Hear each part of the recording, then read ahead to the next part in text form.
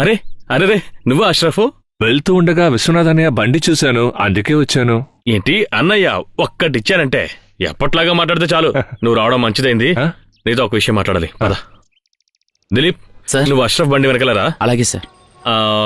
ముందుగా మీ ఇంటికి వెళ్ళి మీ అమ్మగారిని నాన్నగారిని కలవాలి. రా.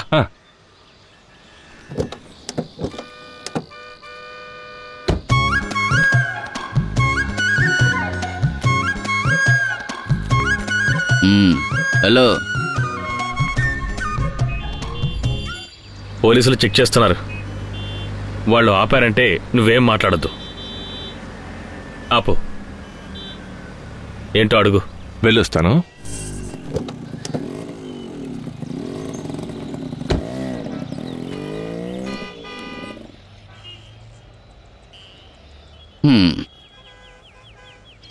ఈ రోజు ఇన్సూరెన్స్ ఎక్స్పైరీ ఈ అయిపోతుంది. రోజు మిడ్ నైట్ వరకు ఉంది సార్, రేపు రెన్యూ చేస్తాను. రేపు మీరు కడతారని ఎలా నమ్మాలి?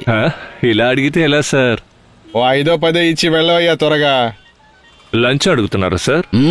ఏంటయ్యా ఆటలాడుతున్నావా? ఈ రోజు మిడ్ నైట్ వరకు బండి నడపడానికి రైట్స్ ఉంది సార్, మరి ఎందుకు మీకు డబ్బు ఇవ్వాలి? నా దగ్గర ఇంత పొగరుగా మాట్లాడుతున్నావా? ఏంటయ్యా అక్కడ వస్తుందే, అది రాజా సార్ బండి. పంపించండి పంపించండి. Okay sir.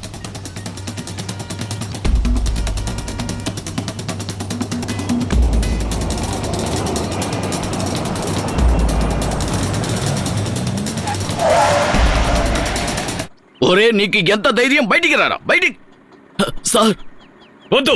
అవినీతిపరుడైన పోలీస్ ఎప్పుడు నాకు సెల్యూట్ చేయకూడదు. సార్ అది ఏంటంటే, కాకి చొక్కా వేసుకుని నడి రోడ్డు మీద నువ్వు బిచ్చబడుకుంటున్నావు. ఈ సారలారిని మాత్రం సురక్షితంగా పంపిస్తున్నావు. అది కాదు సార్, అది నీలాంటి అవినీతిపరులైన పోలీసులు ఉండడం వల్లే ప్రజలకు పోలీసుల మీద నమ్మకం పోయింది. సార్ క్షమించండి సార్. ఇది క్షమించడమా? ఎప్పటికీ క్షమించను. దీనికి బదులుగా ఇది తీసేస్తారు. ఎస్ఐ రాధాకృష్ణ, కొన్నాళ్ల పాటు ఇంట్లోనే ఉండి అంట్లు తవ్వుకుంటూ ఉండు. తప్పుని ఆపడానికే చెయ్యి అడ్డు పెట్టాలి, అడుక్కోవడానికి కాదు. ఇప్పుడు ఈ బండి ఎక్కడికి వెళ్ళాలో తెలుసా నీకు? తెలుసు సార్. అది చెయ్యి. సరే అష్రఫ్ వస్తున్నాను సార్.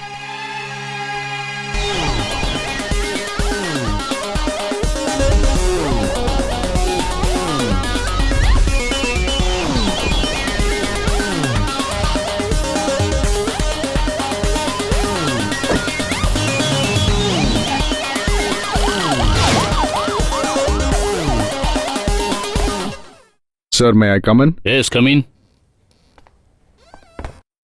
ఓ మీరా? సార్ షార్ప్గా 10:30కి జాయిన్ అవుదాం అనుకున్నాను, కానీ మన సిటీలో కొంచెం ట్రాఫిక్. అందుకు లోటేం లేదు. మన ప్రజలు ఎక్కువగా కష్టపడేది ట్రాఫిక్ లోనే, అది తెలుసు కదా. సార్. ఎలాగైతే మన చోటికి వచ్చేసావు, సంతోషమే కదా. కరెక్ట్. ఎంతో ప్రతిభ గల 10 మంది పోలీసుల గురించి మినిస్టర్ గారు చెప్పినప్పుడు నాకు అర్థమైంది, అందులో నువ్వు కూడా ఒకటివై ఉంటావని. కూర్చోండి. అది సరే, పోయిన మంత్రిసభలో మిమ్మల్ని అందరూ కలిసి బంతాడుకున్నారటగా. విజయవాడ నుంచి విశాఖపట్నం, విశాఖపట్నం నుంచి విజయవాడ, ఏం చెప్పమంటావు? వైజాగ్ విజయవాడను నేను కాందగారు వెళ్ళటానికి కూడా రెడీ సార్. నాకు ఎప్పుడు వద్దనిపిస్తుందో అప్పుడు నేను యూనిఫామ్ వేసుకోను సార్. సార్ నేను మీతో ఒక ముఖ్యమైన విషయం మాట్లాడాలి. మినిస్టర్ మ్యాటరే సార్. పర్వాలేదు, ఏం జరిగినా మన మంచికే. మీరు ఛార్జ్ తీసుకోగానే మిమ్మల్ని కలవమని చెప్పారు. Sure sir. Anyway, all the best. Thank you sir. Thank you. Hi. మీరా? అమ్మా రండి, లోపలికి రండి. ఎవరొచ్చారో వచ్చి చూడండి. ఓ నువ్వా? ఎన్ని రోజులైందయ్యా నేను చూసి. మాలా సిన్సియర్ గా డ్యూటీ చేసే ఆఫీసర్స్ ని గవర్నమెంట్ ఎక్కడమ్మా ఒకే చోట్ల వదిలిపెడుతుంది. వాళ్ళు అనుకుంటే ట్రాన్స్ఫరే. అది సరే సార్ ఏరి? వాడు రూమ్ లో ఉన్నాడు. ఈ రోజు నువ్వు భోంచేసే వెళ్ళాలి, అసలు ఓ మర్చిపోకూడదు. లేదమ్మా, ఇవాళ కుదరదు. ఆయన ఏదో అర్జెంట్ గా రమ్మన్నారు, అందుకే వచ్చాను. ఓహో, అప్పుడు ఆయన చెప్తే మాత్రమే మీరు ఇక్కడికి వస్తారు, అంతే కదా? అలా అంతే ఏం కాదు, మన ఇక్కడేగా ఉంటున్నాను. ఇంకో రోజు వచ్చి భోజనం చేస్తానమ్మా. ఇలా ఓసీలో భోజనం చేయాలని పోలీసులు ఎప్పుడూ అనుకోకూడదు. నువ్వేమని అడిగావు? నాతో చదువుకున్న పాత విశ్వనాథం అనే కదా. ఇప్పుడు నేను ఇక్కడ హోమ్ మినిస్టర్ని రా. సారీ సార్, నాకు ఎవరు చెప్పలేదు సార్. నిజమమ్మా? పేపర్ చదవడం తెలీదు. అమ్మా వీడి ఇక్కడ తిని వెళ్తాడు, రెడీ చేయి. సారా కూర్చో. ఏంట్రా? నీకు సెల్యూట్ చేయాలని నాకు ఆశగా ఉందిరా. ఇది నాకు చాలా గౌరవమైన విషయం. మన కాలేజ్ డేస్ లో చెట్టు కింద కూర్చున్నప్పుడు నువ్వు నాతో ఏం చెప్పేవాడివి? నేను కలెక్టర్ అవ్వాలనేగా. నువ్వు అప్పుడు పోలీస్ అవ్వాలనుకున్నావు కదా. నీకు సల్యూట్ చేసే ఓ పోలీస్, కానీ నువ్వు ఇప్పుడు కలెక్టర్ కాదుగా. కలెక్టర్కే ఆర్డర్ వేసే ఓ మినిస్టర్. నేను నీకు సల్యూట్ చేయాల్సిందేరా. రేయ్ కూర్చోరా.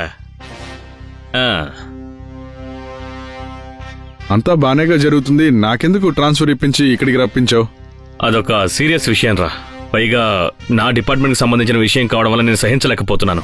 సెంట్రల్ జైల్ని కేంద్రంగా చేసుకుని కొన్ని పనులు జరుగుతున్నాయి. ఈ విషయంలో నేరస్తుల రికార్డు కూడా నాకు దొరికింది. ఇవన్నీ బీహార్లో జరిగాయని మనం విన్నాం, కానీ అవి ఇప్పుడు ఇక్కడ జరుగుతున్నాయి. నేను ఇది నమ్మలేకపోతున్నాను, కానీ నమ్మి తీరాల్సిందే. మన జైళ్లలో ఉన్న కొంతమంది పోలీస్ అధికారుల వల్ల రాత్రిపూట కొంతమంది నేరస్తులు బయటికి వెళ్లి హత్యలు చేసి లోపలికొస్తున్నారు. ఇందులో 2 సార్లు యావజ్జీవ కారాగార శిక్ష పొందిన వాళ్ళు, అలాగే ఉరిశిక్ష పడిన వాళ్ళు కూడా ఉన్నారని నాకు తెలిసింది. రాత్రిపూట లోకల్ రౌడీలతో కలిసి పని ముగించుకుని తెల్లవారి లోపలికి వచ్చేస్తున్నారు. వాళ్ళని వదలకూడదు, ఏదో ఒకటి చేసి తీరాలి. ఇలాంటి సిట్యువేషన్లో నీ ఆర్డర్స్ని నెరవేర్చడానికి మన డిపార్ట్మెంట్లో ఎంతో మంది ఆఫీసర్స్ ఉన్నారు. కానీ క్రిమినల్స్తో కలిసి అరాచకాలు చేసే ఎంతో మందికి సెల్యూట్ చేసే పరిస్థితుల్లోనే మేమున్నాం. ఇక ఎప్పటికీ అలాంటి పరిస్థితి నీకు రాదు. ప్రజల ప్రశాంతతను భంగపరిచే వాళ్ళెవరూ ప్రాణాలతో ఉండకూడదు.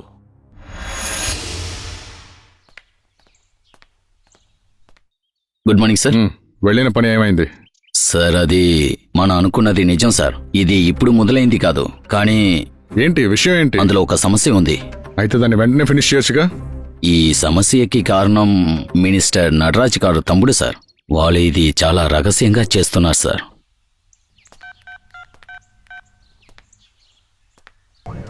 హలో హలో,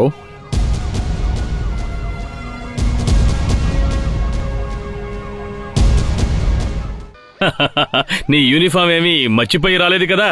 తల మీద టోపీ ఉంది కదా, ఇంకెందుకు భయం? నీ పని కానివ్వు కమిషనర్. సార్ ఈ ఆపరేషన్ మీడియాకి తెలియపరచొచ్చుగా. నీ వెనుకున్నది ఎవరో తెలుసు కదా, నిజమేంటో చూపించు, ప్రజలు చూడాలి. Thank you sir, thank you.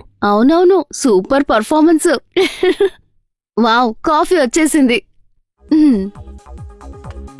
Happy birthday to you, happy birthday to you, happy birthday dear Alina, happy birthday to you. నాకు అర్థమైంది, అందరూ కలిసి ఏదో ఒక పెద్ద ప్లాన్ తోనే వచ్చారు కదా. నువ్వనుకున్నట్టు ఏం ప్లాన్ చేయలేదమ్మా. ఇంకేంటి, నువ్వు కట్టుకోబోయేవాడు అందరు మినిస్టర్లు తెలిసిన మంచి ఆఫీసర్ కాబట్టి నీ బర్త్డే పార్టీ చాలా స్పెషల్ గా ఉండాలి. ఒక టీ మాత్రం కొనిస్తున్నావు, ఇంత పిసినార్దనం అయిపోయావంటే. ఓకే ఓకే, నేను కొనిస్తాలే. ముందు ఈ కాఫీ తాగి రిలాక్స్ అవ్వండి.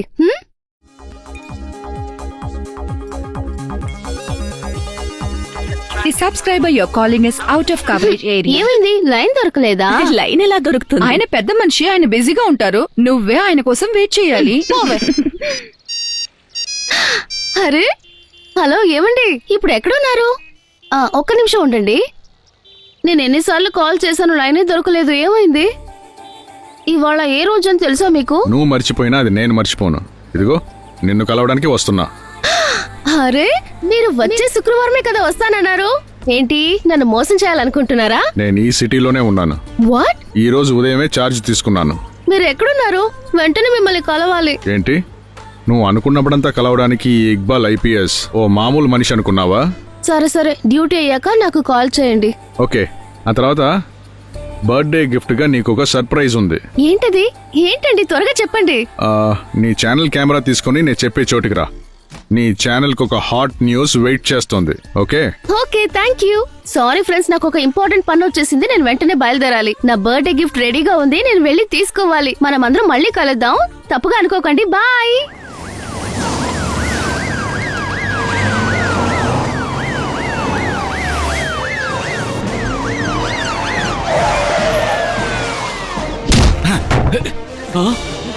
ఒక్కళ్ళని వదలకండి. అరెస్ట్ చేయండి. ఏయ్, ఒక్క నిమిషం ఉండండి. వీడిని జీప్ ప్లీజ్ ఎక్కించండి. సార్, సార్, ఒక్క నువ్వేంట్రా నిమిషం. పోజ్ ఇస్తున్నావు? Sir, please sir. వాడిని పట్టుకోండి. ఏ ఒక్కళ్ళు తప్పించుకోకూడదు. కవర్ చేయండి. సార్, పోరా. సార్, సార్, ఎలా ఇది జరిగింది? స్టేషన్కి పదరా. సార్, ఓకే, కూర్చోండి సార్. సార్, తీవ్రవాదుల్ని మన ఇండియన్ ఆర్మీ తీవ్రంగా ఎదుర్కొంటోందని మన ప్రైమ్ మినిస్టర్ గారు చెప్తున్నారు.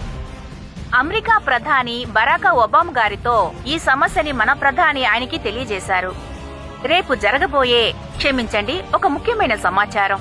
విశాఖపట్నంలో ఒక చిన్న ఇంటిలో కమిషనర్ ఆర్డర్ వల్ల ఒక రైడ్ జరిగిందని ఒక రిపోర్ట్. దీనికి సంబంధించిన సమాచారం అలీనా మనతో చెప్పబోతున్నారు. అలీనా, రైడ్ జరిగిన చోట ఏదైనా సమాచారం దొరికిందా? ఎవరిని అరెస్ట్ చేశారు? కాస్త వివరంగా చెప్తారా? ఈ వివరాల గురించి మనం అసిస్టెంట్ కమిషనర్ గారి దగ్గర అడిగి తెలుసుకుందాం. సార్, మినిస్టర్ తమ్ముడు ఈ పనులు చేశారని మీకు ఎలా తెలిసింది? సార్, ప్లీజ్ సార్, నేను చెప్పండి చెప్పలేను. సార్. మాయా, రేపు రాజకీయంలో చాలా మార్పులు రావచ్చు. ఈ రైడే దానికి కారణం అనుకుంటున్నాము. ఇంకో ముఖ్యమైన విషయం, ఈ రైడ్ లో ఇరుక్కున్న వారు ఇంకెవరూ కాదు, మన రెవెన్యూ మినిస్టర్ నటరాజ్ గారి సొంత తమ్ముడే.